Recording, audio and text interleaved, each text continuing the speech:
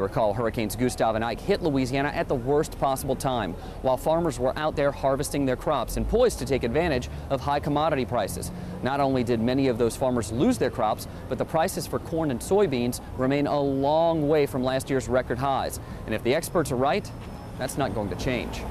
Corn, soybeans, and not much else. We're becoming a two-crop country.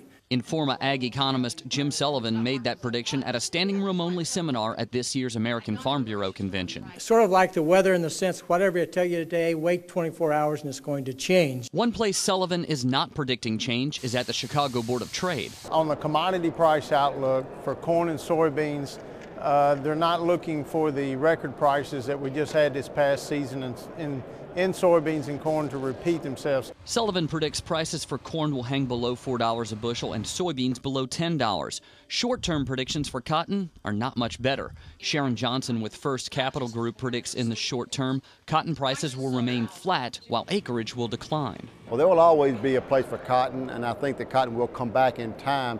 It's just a matter of weathering the economic downturn we have now in that particular commodity. In the long run, it will make cotton ownership attractive.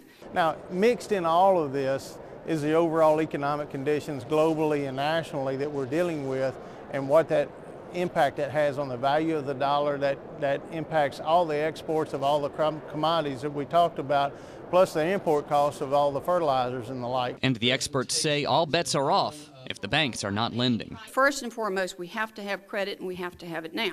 Sharon Johnson projects cotton acreage at 8.3 million acres with harvested acres at 7.8 million.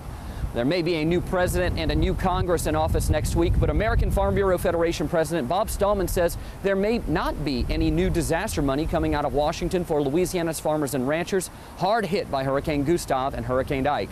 At a press conference, Stallman told reporters the financial crisis will make it very difficult for Gulf Coast farmers to get any help from Washington.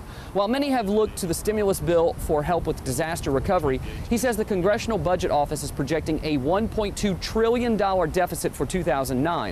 In light of the budget shortfall and the recession, Stallman says the American Farm Bureau will be involved in the discussion during the financial crisis. But right now, agriculture may find itself being helped in the long term.